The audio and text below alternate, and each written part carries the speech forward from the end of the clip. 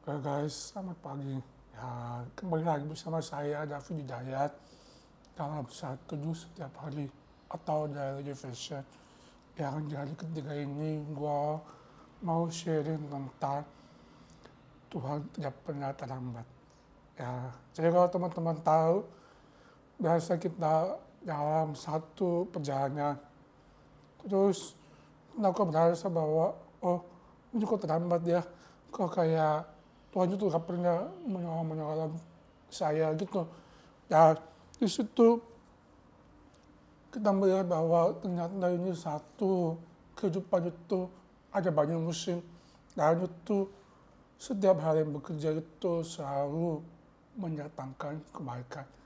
Ya, nah ini kalau teman-teman mau belajar dari kehidupan atau amsal-amsal kehidupan, itu tidak segampang itu kalau kita menilai sesuatu dari satu sisi, karena ini ada satu rancangan dari seorang pencipta dan dia melihat itu kita sebagai sesuatu yang saling terhubung satu dengan yang lain.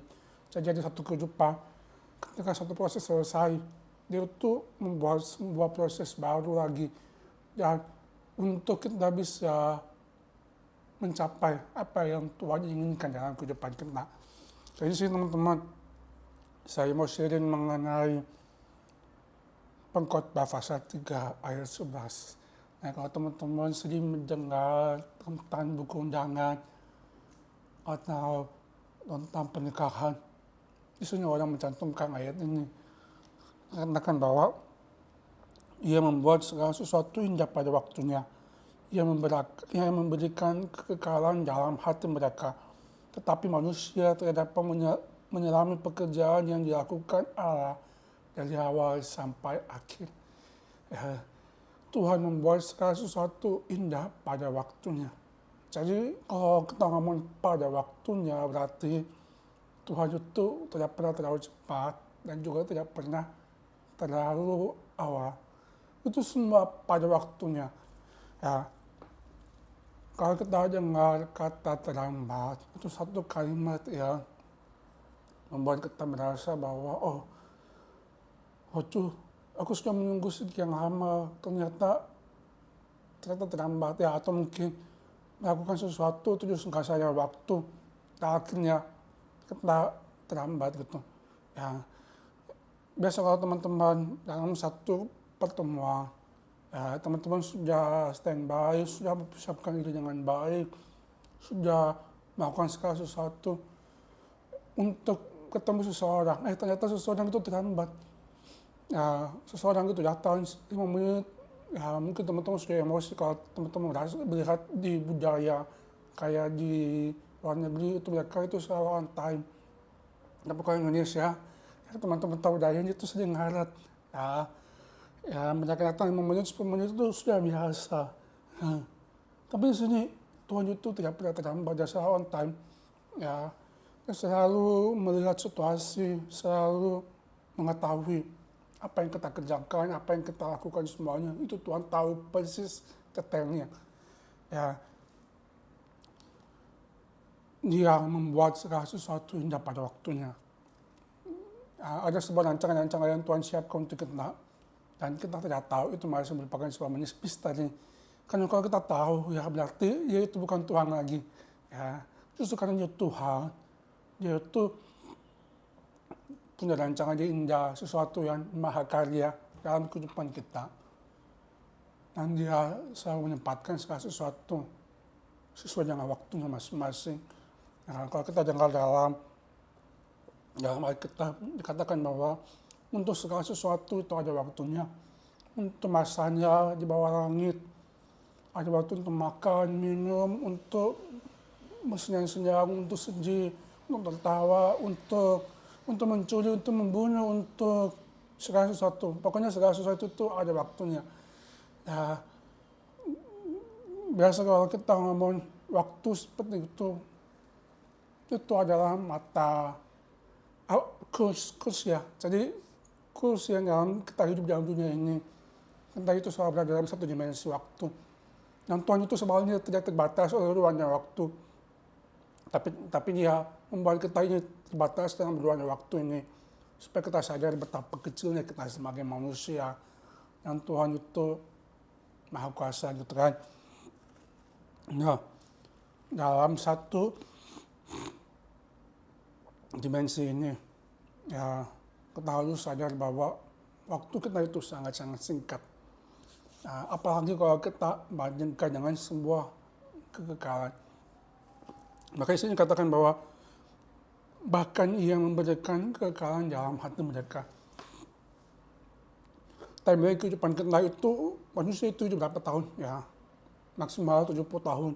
Kalau kita lihat life expectancy atau harapan hidup orang-orang di Asia Tenggara, Singapura yang paling tinggi, itu bisa sampai 80, 90. Jepang lebih tinggi lagi, bisa 100 ke atas. Ya, nah kita Indonesia yang life expectancy itu cuma 70 tahun. Nah, apa sih arti 70 tahun itu? Kalau teman-teman bandingkan dengan hidup yang kekal, hidup selama-lamanya gitu kan. Ya, tapi di sini saya tidak ngomong soal jangan kekekalan, jangan terlambat. Tapi di sini ada satu ayat yang berbicara tentang bahwa Tuhan memberikan kekekalan dalam hidup kita itu adalah sebuah rancangan yang dia persiapkan untuk satu masa depan yang kekekalan dalam hidup kita. Jadi kalau teman-teman lihat dalam proses kehidupan saya ya saya ini masuk dalam satu proses yang bisa dikatakan sangat-sangat menyakitkan. Ya, saya pernah minta sama Tuhan, ini kok masalah berlaku dalam keluarga saya, katanya Tuhan itu mau menolong. Tapi kok ujung-ujungnya keluarga saya nggak mendapatkan pemulihan. Ya, terus waktu saya kena masalah dalam keuangan atau pekerjaan dan saya butuh banget Tuhan itu menolong saya. Kok belum datang-datang pertolongan juga, malah saya dikasih tekanan yang lebih besar. Dan akhirnya saya merasa seperti gak kuat lagi untuk berpikir. Jalan segala macam seperti itu. Nah, di situ sampai pada satu titik di mana saya merasa tidak tahan dengan semuanya itu. Merasa tertekan, stres. Terus sampai akhirnya saya ingat satu ayat yang ngomong seperti gini. Filipi 4 ayat 13. Segala perkara dapat kutanggung dalam Dia yang memberikan kekuatan kepadaku. Dan di situ seketika saya merasakan semua kekuatan dalam hidup saya. Bahwa Tuhan itu dalam diri saya lebih besar daripada semua persoalan saya. Ya, situ saya sadar bahwa pertolongan Tuhan itu tidak selalu berarti dia menjawab apa yang kita inginkan. Tapi Tuhan tahu apa yang kita butuhkan. Dan itu tidak pernah terlambat. Ya, jadi di setiap masalah yang terjadi, Tuhan mungkin tidak menjawab setiap doa kita. Tapi percaya Tuhan itu selalu menjawab doa. Cuma waktunya aja kita nggak tahu. Nah, dia tidak langsung menjawab doa kita, tapi dia itu memberikan kita satu bahu yang kuat. Satu kekuatan untuk bisa bertahan dalam setiap persoalan, dalam proses. Dan sehingga akhirnya kita bisa menjadi berkat buat orang lain. Nah, di situ ada satu rencana Tuhan. Waktu kita menjadi berkat buat orang lain diberkati. Nah, itu ada perspektif kekekalan. Ya, supaya orang-orang itu bisa selamat, bisa melihat kita bahwa kita ini sudah menjadi berkat, menjadi alat buat kemuliaan nama Tuhan. Ya, seperti itu kan guys. Jadi di sini kita harus melihat hidup kita itu dalam satu perspektif yang kekal. Ya kita masih hidup di dunia sih, kita masih mengerjakan pekerjaan kita. Tapi ingat teman-teman bahwa selalu ada pertolongan dari tempat terjatuh juga. Kita berharap sama Tuhan aja.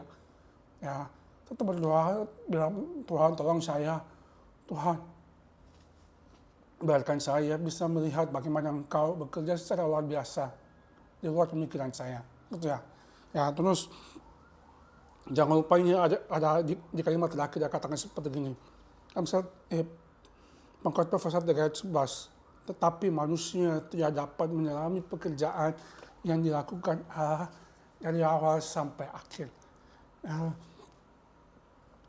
Kita nggak tahu Tuhan itu sedang mengerjakan apa yang hidup kita. Tapi kita selalu tahu yang Tuhan kerjakan itu sungguh amat baik. Ya, Tuhan itu seorang desainer yang sangat hebat, sangat luar biasa. Walaupun segala sesuatu itu seperti gelap atau bayang-bayang ya. Tapi di sini Tuhan mau kita itu lebih belajar mempercayai Dia sebagai seorang pribadi, sebagai seorang yang bisa membawa kita ke level iman yang lebih tinggi. Dan ketika masuk level iman yang lebih tinggi, kita bisa semakin mengenal Tuhan dan semakin tahu bahwa Tuhan itu tidak pernah terlambat menolong. Nah, di sini aku bukan putar-putar guys, enggak. Tapi ini memang kita harus ingat perspektifnya itu yang kita harus ubah. Bahwa timeline Tuhan itu tidak sama dengan timeline kita. Ya, kita bilang terlambat, tapi Tuhan itu tidak pernah terlambat. Ya, jadi ya kalau teman-teman tahu bahwa firman Tuhan pernah mengatakan seperti ini, sebab aku ini mengetahui rancangan-rancangan yang ada padaku mengenai kamu, demikian firman Tuhan, yaitu rancangan damai sejahtera dan bukan rancangan kecelakaan untuk memberikan kepadamu hari depan yang penuh pengharapan. Jadi Tuhan tidak pernah merancang hal yang jahat, hal yang buruk. Tuhan tidak pernah terlambat. Tapi Dia selalu memberikan kepada kita satu rancangan damai sejahtera untuk memberikan kepada kita hari depan yang penuh pengharapan. Ya di sini teman-teman, dalam proses kehidupan gua juga sendiri, memang gua mengalami banyak masalah. Tapi ketika gua punya hati fokus kepada Tuhan, gua tahu ada satu damai sejahtera dari dalam hati saya ini ya.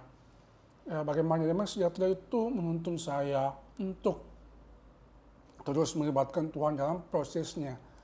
Dan di situ saya melihat bahwa mujizat Tuhan itu datang secara tidak terduga dalam kehidupan saya.